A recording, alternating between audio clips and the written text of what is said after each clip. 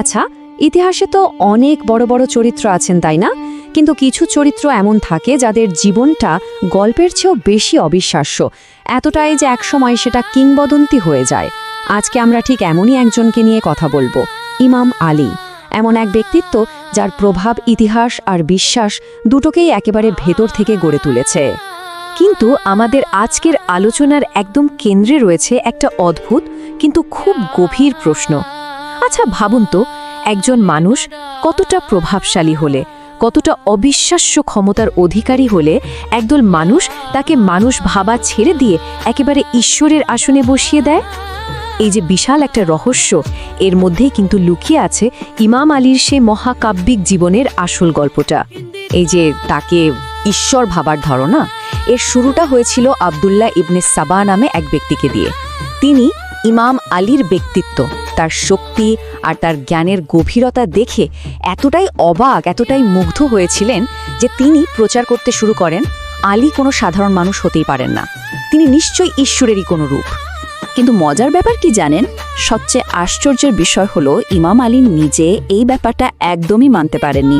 তিনি খুব কঠোরভাবে এর প্রতিবাদ করেন আর বলেন, আমি তো আল্লাহর একজন সাধারণ দাস, তোমরা এই ভুল পথে যেও না। এখন প্রশ্ন হলো, তিনি নিজে বারণ করার পরেও কেন এই বিশ্বাসটা টিকে গেল? এই উত্তরটা পেতেই আমাদের একদম গল্পের শুরুতে তার জন্মলগ্নে ফিরে যেতে হবে।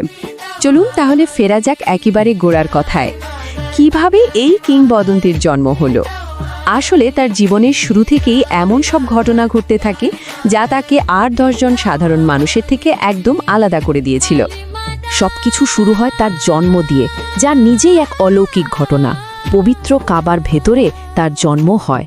এরপর তিনি বড় হন স্বয়ং নবী মোহাম্মদের তত্ত্বাবধানে, আর মাত্র ১০ বছর বয়সেই প্রথম ইসলাম গ্রহণকারীদের মধ্যে একজন হয়ে ওঠেন। এরপর তো যুদ্ধের ময়দানে তার বীরত্বের গল্প। বদর, উহুদ, খাইবারের মতো বড় বড় যুদ্ধে তিনি যে সাহস দেখিয়েছিলেন, তার জন্যই তো তিনি উপাধি পেয়েছিলেন আসাদুল্লাহ বা আল্লাহর সিংহ। কিন্তু তাকে শুধু একজন বীর যোদ্ধা ভাবলে কিন্তু বিরাট ভুল হবে। তার জ্ঞানের পরিধি ছিল বিশাল। নবী মোহাম্মদ নিজে তার সম্পর্কে বলেছিলেন, আমি যদি জ্ঞানের শহর হই তাহলে আলী হলো সেই শহরের দরজা। একবার ভাবুন, এই একটা কথাই তো বলে দেয় তার জ্ঞান আর প্রজ্ঞা ঠিক কোন পর্যায়ে ছিল। তো তার বীরত্বের কথা তো আমরা শুনলাম, এবার চলুন তার জ্ঞানের জগতে একটু প্রবেশ করি।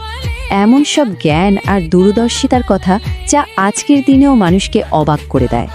স্ক্রিনের এই সংখ্যাটা দেখে একটু অবাক লাগছে, তাই না? ৯,৩৪,০০,০০০ মাইল।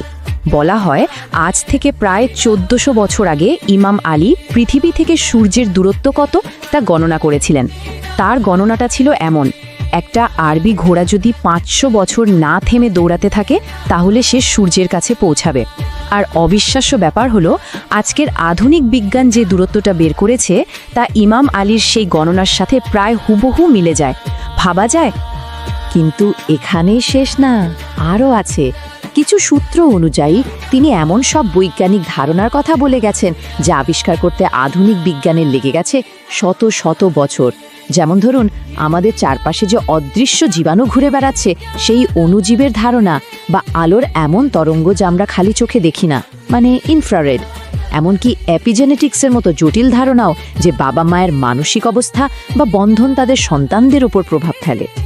আচ্ছা, বিজ্ঞান তো গেল, এবার আসি ভাষার কথায়। ভাষার ওপর তার যে দখল ছিল তা এক কথায় কিংবদন্তি তুল্য। যেমন ধরুন, একবার তিনি একটা লম্বা ভাষণ দিয়েছিলেন, কিন্তু সেখানে আরবি ভাষার সবচেয়ে বেশি ব্যবহার হওয়া অক্ষর আলিফ, সেটাই তিনি ব্যবহার করেননি। আবার আরেকবার এমন একটা ভাষণ দিয়েছিলেন যেখানে কোনো ফোঁটা বা ডট দেওয়া অক্ষরই ছিল না। এটা তো ভাষাগত দক্ষতার এক অবিশ্বাস্য লেভেল। কিন্তু জানেনই তো, প্রত্যেকটা মহাকাব্যেরই একটা ট্র্যাজিক শেষ থাকে। এবার আমরা ইমাম আলীর জীবনের সেই শেষ অধ্যায়ে যাব, যেখানে তিনি নিজের মৃত্যু নিয়ে ভবিষ্যৎবাণী করেছিলেন এবং তার শাহাদাতের সেই মর্মান্তিক ঘটনা। জীবনের শেষ দিকে এসে তিনি বারবার মানুষকে বলতেন, আমাকে হারানোর আগে তোমাদের যা কিছু জানার আছে জিজ্ঞেস করে নাও। অবশেষে সেই রাতটা এলো। রমজান মাসের ১৯ তারিখ ফজরের নামাজের সময় ইবেন মুলজাম নামের এক আততায়ী তাকে বিষাক্ত তলোয়ার দিয়ে আঘাত করে।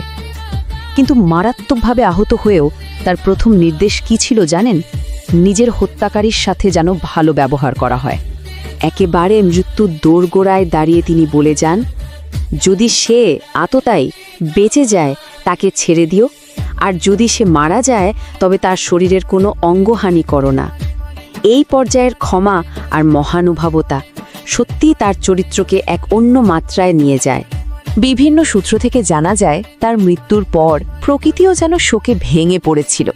কুফা শহরে নাকি এক ভয়ঙ্কর ঝড় উঠেছিল, পুরো আকাশটা হয়ে গিয়েছিল একদম টকটকে লাল। এমনকি এমনও বলা হয় যে তখন নাকি পাথরের নিচে রক্ত পাওয়া গিয়েছিল। এই ঘটনাগুলো তার কিংবদন্তিকে যেন আরও শক্তিশালী করে তোলে। তো তার জীবন আর মৃত্যু দুটোই পৃথিবীতে একটা গভীর ছাপ রেখে গেছে, এর প্রভাব কিন্তু আজও রয়ে গেছে। চলুন এবার দেখি তার শাহাদাতের পর ঠিক কি হয়েছিল। বিভিন্ন সূত্র অনুযায়ী তার মৃত্যুর পর মুসলিম বিশ্ব যেন তিনটা বড় বড় বিপর্যয়ের মুখে পড়ে। প্রথমত, এক ধরনের স্বৈরাচারী শাসনের শুরু হয়, যারা ধর্মকে নিজেদের স্বার্থে ব্যবহার করত। দ্বিতীয়ত, একসময়কার যে বিশাল ইসলামী সাম্রাজ্য সেটা দুর্বল হয়ে পড়ে, নিজেদের মধ্যে যুদ্ধবিগ্রহ লেগে যায় এবং ভেঙে টুকরো টুকরো হয়ে যায়। আর সবশেষে তার মৃত্যুই যেন সুন্নি আর শিয়া সম্প্রদায়ের মধ্যে যে বিভেদটা ছিল সেটাকে একেবারে পাকাপাকি করে দেয়। আর ঠিক এখানেই কিন্তু আমরা আমাদের সেই প্রথম প্রশ্নটাতে আবার ফিরে আসি, কিভাবে একজন মানুষকে ঈশ্বর ভাবা যায়। ইমাম আলী নিজেই হয়তো এর উত্তর দিয়ে গেছেন তার এক ভবিষ্যৎবাণীতে। তিনি বলেছিলেন, আমার কারণে দুটো দল ধ্বংস হবে। এক দল হলো তারা যারা আমার প্রশংসা করতে গিয়ে বাড়াবাড়ি করবে, আর আরেক দল হলো তারা যারা আমার গুণকে অস্বীকার করবে আর আমাকে ঘৃণা করবে। তার এই কথাটাই হয়তো সবচেয়ে বড় সত্যি। তিনি এতটাই বিশাল এক ব্যক্তিত্ব ছিলেন যে একদল ভালোবেসে তাকে ঈশ্বরের পর্যায়ে নিয়ে গেছে, আর আরেক দল তাকে শত্রু ভেবেছে। আর এই দুই বিপরীত মেরুর বিতর্কের মধ্যেই হয়তো তার আসল পরিচয়টা লুকিয়ে আছে।